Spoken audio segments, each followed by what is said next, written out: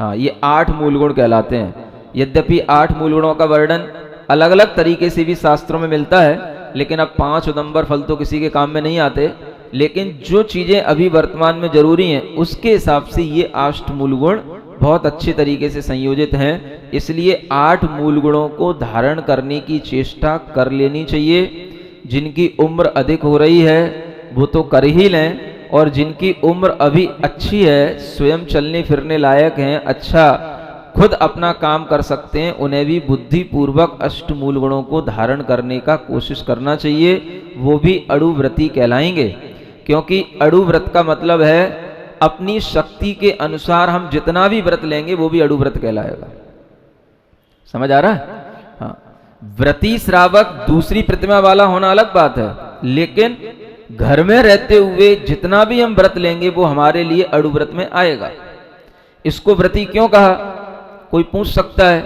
जब तक पूरा व्रत नहीं हो, पूरी हिंसा का त्याग नहीं हो, छोटी मोटी सब तरीके की झूठ कुशील आदि का त्याग नहीं हो, तब तक वह व्रती कैसे कहलाया जा सकता है? तो आचार्य कहते हैं ऐसा नहीं है। थोड़ा भी अगर कोई व्रती होता है, व्रत धारण करता है, तो उसको भी व्रती कहा जाता है। कैसे कहा जाता है? जैसे आप अपने नगर में रहते हो, है ना, रहते तो हो रोहिणी के किसी एक सेक्टर में, एक कोने में, एक फ्लैट में, समझ आ रहा है, एक कमरे में, नहीं समझ आ रहा, रहते किस में हो? एक कमरे में, 2 कमरे में सही, 4 कमरे में सही, और कहते क्या हो? हम पूरी रोहिणी में रहते हैं। क्या बोलते हो?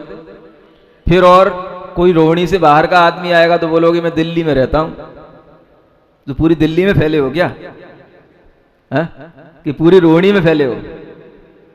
रहते तो एक जगह हो, छोटी सी जगह पर रहते हुए भी क्या कहलाते हैं? दिल्ली में रहता हूं। समझ आ रहा है? ऐसे ही छोटा व्रत लेते हुए भी मैंने व्रत लिया है, मैं व्रती हूं। क्यों व्रती हूं? क्योंकि मैंने जो है ये अड़ुव्रतों का संकल्प लिया है, तो वह संकल्प भी इसी तरीके का है। एक देश है, लिया तो थोड़ा है, लेकिन वह एक देश संकल्प भी व्रत इसीलिए कहलाएगा कि जिस तरह से हम एक जगह पर रहते हुए भी पूरे नगर के कहलाते हैं, ऐसे ही थोड़ा व्रत लेकर के भी हम पूरे व्रतों के स्वामी या पूरे व्रतों को धारण करने वाले हम कहलाते हैं। इसलिए वह व्रत भी व्रती कहलाता है। समझने की कोशिश करो। हाँ, और वह व्रत इसीलिए अड़ुव्रती है। देखो, 3 नए बताए गए हैं, नयगम नय, संग्रह नय और व्यवहार नय। नए तो और भी होते हैं, लेकिन इन 3 नयों से भी ये अड़ुव्रती की सिद्धि की जाती है।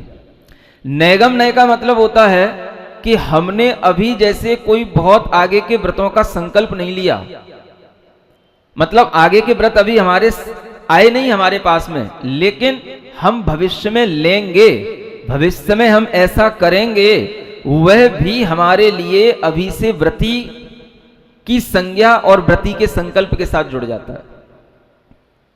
जैसे आप रोहतक में रह रहे हैं, हम अब दिल्ली में अपना घर बनाएंगे या बना लिया, समझ आ रहा? अभी रह नहीं रहे हैं, लेकिन दिल्ली में हमने घर बना लिया है या दिल्ली में हम घर बनाएंगे, तो आपके अंदर एक संकल्प आ जाता है, अब हम भी दिल्ली के हो गए।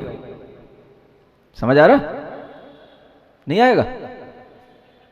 नहीं आएगा? अरे बिल्कुल आ जाएगा।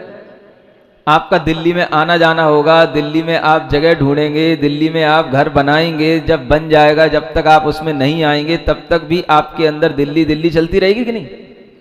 तो कहने में क्या आने लगेगा कि हाँ, हम भी जो है दिल्ली में हैं, दिल्ली का हमारा भी एक फ्लैट पड़ा हुआ है, हम भी दिल्ली वासी जैसे ही हैं। समझ आ रहा है? नयगम नय से व्रत क्यों कहा जाता है कि नयगम नय वाला ये संकल्प करता है कि हम भी भविष्य में पूर्ण व्रती बनेंगे, सकल व्रती बनेंगे, महाव्रती बनेंगे, लेकिन अभी हम महाव्रती नहीं बन सकते।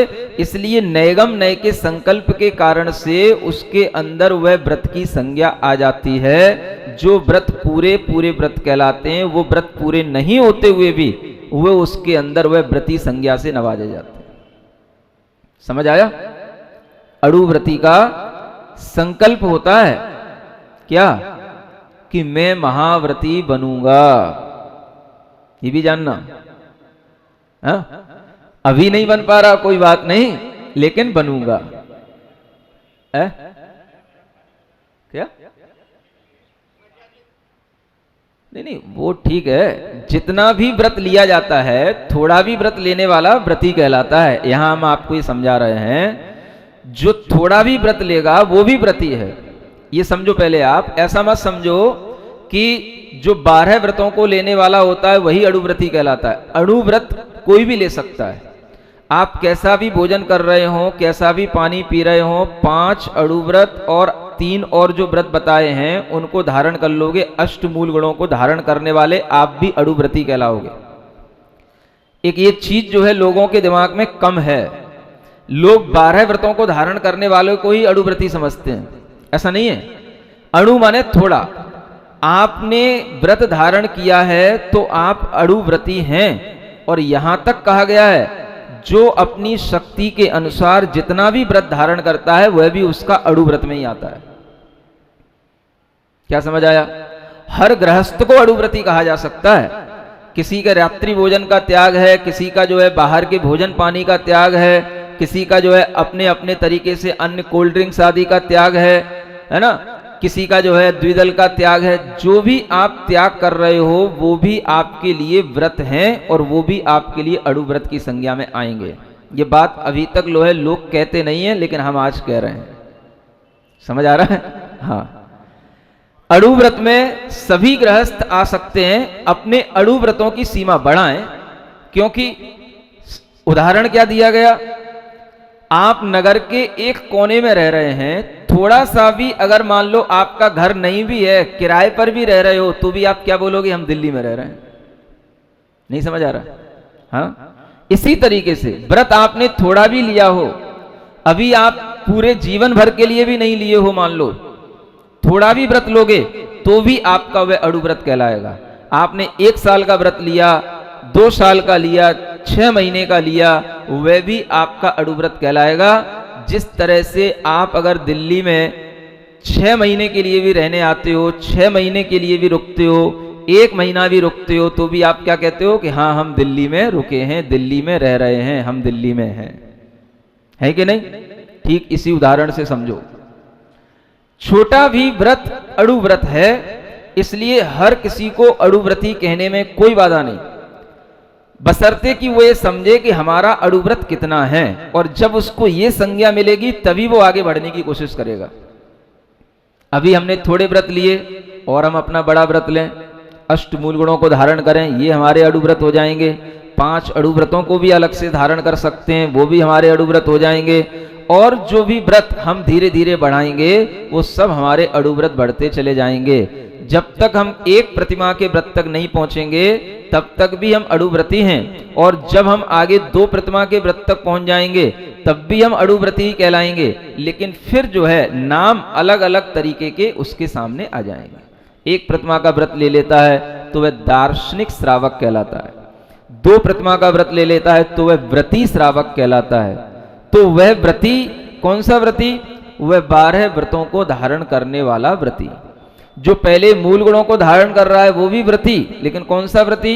8 मूल गुणों को धारण करने वाला व्रती। ऐसे हमें इस व्रत शब्द की व्यापकता को बढ़ाना चाहिए। समझ आ रहा है?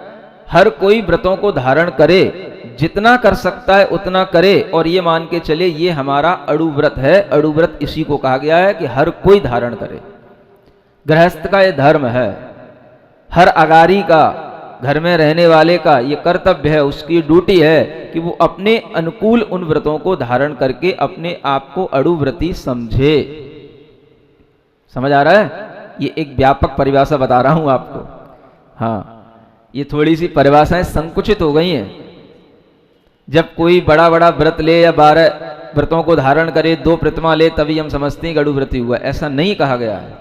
ये अणुव्रत मतलब थोड़ा भी अगर कोई संकल्प लेता है तो वो नैगम नय से उसने संकल्प लिया है कि मैं आगे और करूंगा, तो नैगम नय से वो व्रती कहलाने लग जाता है। एक संग्रह नय से व्रती, वही व्रती जब अनेक तरह के और छोटे छोटे नियमों का संग्रह करता है तो वह भी जो है संग्रह नय से व्रती कहलाता है। नियम लिए, आगे उसने और बढ़ा लिए, फिर और कुछ नियम ले लिए, और कुछ नियम ले लिए, तो वह भी जो है व्रती है। और व्यवहार नय से व्रती, जिसने उस व्रत को जो है जैसा था वैसा ही रूप में स्वीकार कर लिया, वह व्यवहार नय से भी व्रती है। तो व्रती संज्ञा तीनों नय से बनती है, नैगम नय से भी, संग्रह नय से भी और व्यवहार नय से भी। और इन तीनों नयों के माध्यम से हर उस व्यक्ति के लिए व्रती संज्ञा बन जाएगी जो व्रतों का संकल्प ले रहा है, आगे और अधिक लेगा लेगा लेगा, वो सब व्रती कहलाएंगे। तो हम किसी को केवल एवं भूत नय से ही व्रती ना समझें, नैगम संग्रह व्यवहार नय से ये व्रती होते हैं, इसको भी हम व्रती समझें। जिसका संकल्प एक बार व्रत लेने का होने लग जाता है तो फिर वह अड़ु व्रती धीरे धीरे क्या कोशिश करता है, हमें अपने व्रतों को 12 व्रतों तक ले जाना, ये उसके संकल्प में होता है, तो उसका अड़ु व्रत बढ़ता चला जाता है। जब वो 12 व्रत ले लेता है तो अड़ु व्रती का संकल्प होता है कि मैं महाव्रती भी बनूंगा, महाव्रती का संकल्प लूंगा। जैसे आप अपनी जमीन बढ़ाते चले जाते हो, फ्लैट पे फ्लैट बढ़ाते चले जाते हो, हाँ, ऐसे विस्तार करते चले जाते हो, तो तब लगता है जितना ज्यादा विस्तार होगा हमारा, हाँ मैं दिल्ली का उतना ही बड़ा नागरिक हूं, सेठ हूं, राजा हूं। समझ आ रहा है? राजा नहीं भी होता है कोई तो भी उसको, राजपुत्र को भी राजा कह दिया जाता है, कहा जाता है। ऐसे ही जो अभी पूर्ण व्रती नहीं बना, व्रती बनने वाला है, उसको भी व्रती कहा जाता है, वो भी अड़ु व्रती से कहा जाता है, इन्हीं नयों की अपेक्षा से कहा जाता है। तो आप ये समझें कि अड़ु व्रती हर एक श्रावक को होना ही चाहिए, तभी श्रावक को लगेगा कि मैंने अपने जीवन में कुछ किया, मेरे पास भी व्रत हैं। चाहे भले ही आपके रात्रि भोजन त्याग का व्रत हो, चाहे भले ही आपको जो है संकल्पी हिंसा के त्याग का व्रत हो, लेकिन वह व्रत अपने अंदर संकल्प पूर्वक लेना चाहिए, जिससे कि आपके लिए वह व्रत भी अड़ु व्रत की संज्ञा प्राप्त कर सके। ये आपको एक नई चीज में बता रहा हूं, है ना? हाँ हाँ, तो क्या हो गया, सारे व्रती हो गए तो नुकसान क्या हो रहा है? तुम्हारा जो व्रत है वो तुम 2 प्रतिमाधारी व्रती कहलाओगे, और सब जो है अपने अड़ु व्रती हैं, सामान्य व्रती हैं, सामान्य अड़ु व्रती हैं। उसमें क्या दिक्कत है? हाँ, सबका सम्मान करो, सबका बहुमान करो। भगवान ने क्या यही कहा है कि बस हाँ, जो स्टेज पे बैठेगा वही बड़ा है? सभी व्रती हैं। जो इस घेरे में बैठे वो बड़े नहीं है क्या? हाँ, जो दुनिया में और दूसरी जगह सड़कों पर और होटलों पर घूम रहे हैं, उनसे तो ये बहुत अच्छे नहीं? अच्छे? हाँ, क्यों नहीं अच्छे? अगर इतना बहुमान नहीं होगा, इतना सम्मान नहीं मिलेगा, तो फिर इस साधना का मतलब क्या रहेगा? हाँ, तो ये तो भगवान ने हमेशा कहा है, आप किसी एक बड़ी कैटेगरी से निकल करके आप दूसरी कैटेगरी में शामिल हुए हो तो आपका लेवल तो अपने आप बढ़ेगा ही। एक जो सामान्य चीज थी, जो सामान्य दुनिया थी, उससे हट करके आप जो है एक अलग दुनिया में आए, तो उस दुनिया में आकर के आपका जो है एक अलग मतलब विधि विधान हुआ, उसमें रहने का तरीका अलग हुआ, तो आपकी कैटेगरी अलग हो गई। तो अपने आप को ऐसे ही उस कैटेगरी के लेवल से अपने को ऊपर बढ़ाना चाहिए। तो हर किसी को जब ये बहुमान आएगा कि हाँ मैं अड़ु व्रती हूं, तो वह आगे और अच्छे व्रतों को धारण करने की कोशिश करेगा। तो नियम लेने वाला भी व्रती समझना चाहिए। क्या देखो, यमपाल चांडाल ने 1 दिन का व्रत लिया था 14 के लिए, तो वो भी व्रती की संज्ञा में आया कि नहीं? अहिंसा अड़ु व्रत के मतलब उदाहरण में उसको रखा गया है। तो क्या मतलब होता है? अहिंसा अड़ु व्रत के उदाहरण में किसको रखा गया? जिसने महीने में 1 दिन का केवल नियम लिया, और वो भी अपनी शक्ति के अनुसार लिया, चांडाल था। कौवे के मांस त्याग करने वाला होता है, उसको भी व्रती कहा गया। तो आप तो ये सब तो छूटे ही हुए हो, लेकिन जो हमारे लिए और छोड़ने योग्य है उसको भी हम छोड़ रहे हैं, जो खाने योग्य है हम उसको भी छोड़ रहे हैं। आपने आलू छोड़ा, प्याज छोड़ी, अनेक तरह की और जो है वनस्पतियां जिनमें बहुत जीवों का घात होता है, 30 जीवों का घात होता है, वो छोड़ा। आप कटहल नहीं खाते, अन्य और तरीके की वनस्पतियां होती जो नहीं खाते। आप अपने आप को समझें कि हमारा इन व्रतों का त्याग है, हम भी व्रती हैं। अड़ु माने छोटा, छोटे व्रती हम भी हैं। छोटे व्रती ही कह रहा हूं ना, कोई महाव्रती तो नहीं कह रहा हूं। यही तो कहा गया है अणुव्रती। अणु माने छोटा, सूक्ष्म, थोड़ा सा व्रत है हमारा भी। महाराज हम भी व्रती बन गए ना? हाँ बन गए बेटा, खुश रहे, बहुत बहुत आशीर्वाद। और अपने व्रत को बढ़ाना, अभी तो छोटा बना है ना, थोड़ा और बड़ा बनना, तभी तो बड़ा बनेगा वो। जब छोटे का ही संकल्प नहीं होगा, छोटा ही नहीं आएगा उसके अंदर भाव, तो बड़ा भाव कैसे आएगा? तो हम ये समझें कि आचार्यों के सूत्र व्यापक हैं, हमने अपनी कुंठाओं से इनकी व्याख्याएं कुछ की कुछ कर रखी हैं। अगर हम बड़े बड़े आचार्यों की व्याख्याएं पढ़ें तो उनमें कहीं पर कोई कुंठाएं नहीं है, बहुत व्यापकता के सूत्र हैं और हर किसी को अणुव्रती कहा गया है। और यही उदाहरण दिया गया है, नगर में हम रह रहे हैं, अगर नगर में रहते हुए भले ही हमारा मकान नहीं भी हो, हम किसी के भी मकान में आश्रय लेकर के रहते हैं तो भी हम उसी नगर के कहलाते हैं।